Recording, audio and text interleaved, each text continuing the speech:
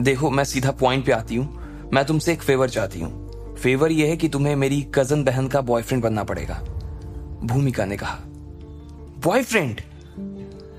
ये शब्द सुनते ही लकी थोड़ा सा चौंक गया था।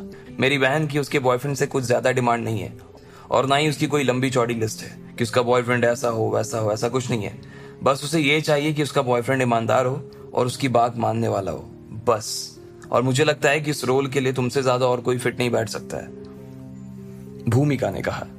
हाँ, पर यार, इससे पहले कि लकी अपनी तरफ से कुछ कह पाता, भूमिका ने उसकी बात को बीच में ही काटते हुए कहा, अगर तुम्हें आगे कुछ कहना है ना तो मत कहो। जो भी जुबान पर आ रहा है उसे कॉफी के साथ वापस निकल जाओ। आज के बाद से तुम बस एक अच्छे बॉयफ्रेंड बनोगे, बात खत्म। भूमिका ने कहा और दूसरी ओर देखने लगी। लकी के होश ही उड़ गए थे। उसे समझ नहीं आ रहा था कि ना जाने किस मुहूर्त में उसने भूमिका से मिलने के लिए हाँ कर दी थी। उसे पहले ही समझ जाना चाहिए था कि भूमिका इतने प्यार से बात कर रही थी। इसका मतलब साफ था कि उसके साथ कुछ बुरा होने वाला था। अब क्योंकि वो यहाँ आकर बैठ गया था, इसलिए उसके पास यहाँ से जाने का कोई ऑप्शन ही नहीं था। भूमिका ने फिर से उसे देखा और बोली, तुम यहीं बैठो, मेरी बहन अभी थोड़ी देर में आती होगी। अच्छे से बिहेव करना और मेरी नाक मत कटवाना, समझे? भूमिका ने लकी की बैठे बैठे ही डेट सेट कर दी और फिर वो अपना फोन निकालकर अपने कजन को फोन करते हुए बाहर चली गई। हेलो, कहां तक पहुंची? भूमिका ने पूछा। हाँ, बस पहुंचने ही वाली हूँ। मैप पर 1 किलोमीटर और बता रहा है। मैं शर्त लगाकर कह सकती हूँ कि आपको भी वो बहुत पसंद आएगा। मुझे अपने पूरे कॉलेज में ना इससे अच्छा और कोई नहीं मिल सकता। अगर आप उससे सड़क पर कहीं मिलती ना तो आप यही कहती कि ये कोई कॉलेज में पढ़ने वाला लड़का नहीं है। अच्छा, ऐसा क्या? तब तो ठीक है। अब मुझे कॉन्फिडेंस आ रहा है कि मैं अभिजीत को पटा ही लूंगी। बहन, मुझे एक बात समझ नहीं आ रही है। अगर तुम अभिजीत जैसे लड़के को ही अपना बॉयफ्रेंड बनाना चाहती हो तो फिर तुम इस फटीचर को अपना बॉयफ्रेंड क्यों दिखा रही हो?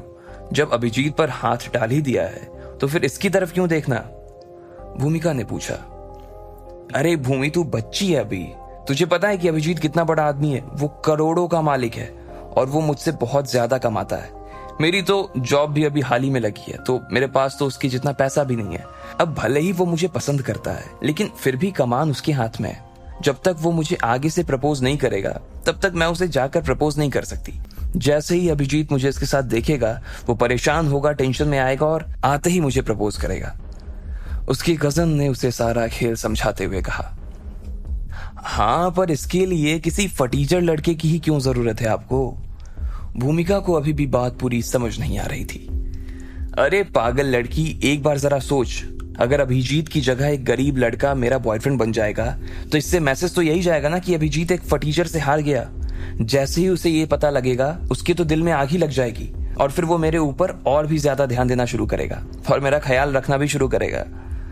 उसकी कजन ने उसे समझाते हुए कहा। अरे वाह, क्या गेम खेला है, भूमिका के मुंह से निकला।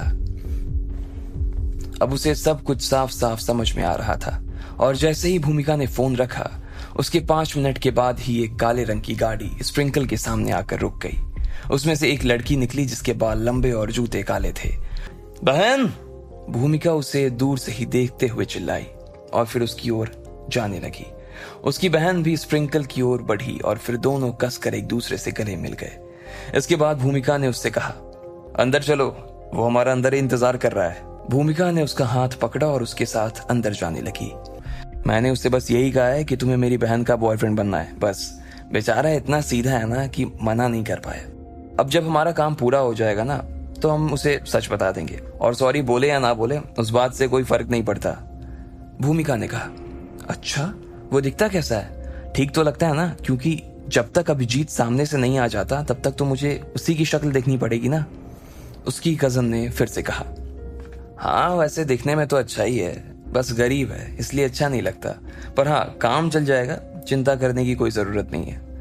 भूमिका ने कहा। अरे, यहाँ मेरी बहन आ गई है और तुम्हारी अभी तक कॉफी खत्म नहीं हुई। भूमिका ने कहा।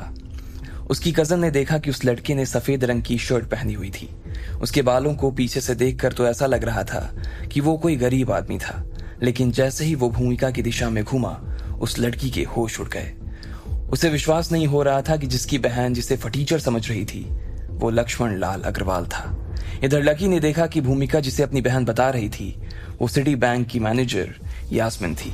दोनों के मुंह एक दूसरे को देखकर खुले के खुले रह गए थे। अब उन तीनों के बीच आगे क्या होने वाला था? क्या होगा जब यास्मिन लकी का सच भूमिका को बता देगी? क्या लकी का राज अब खुल जाएगा? क्या हाल होगा भूमिका का जब उसे लकी की सच्चाई पता लगेगी? आगे की कहानी जानने के लिए देखिए अगला एपिसोड सिर्फ पॉकेट एफएम के यूट्यूब चैनल पर, और इंस्टा मिलियनेयर के सारे एपिसोड्स को सुनने के लिए डिस्क्रिप्शन में दी लिंक से डाउनलोड करें पॉकेट एफएम ऐप।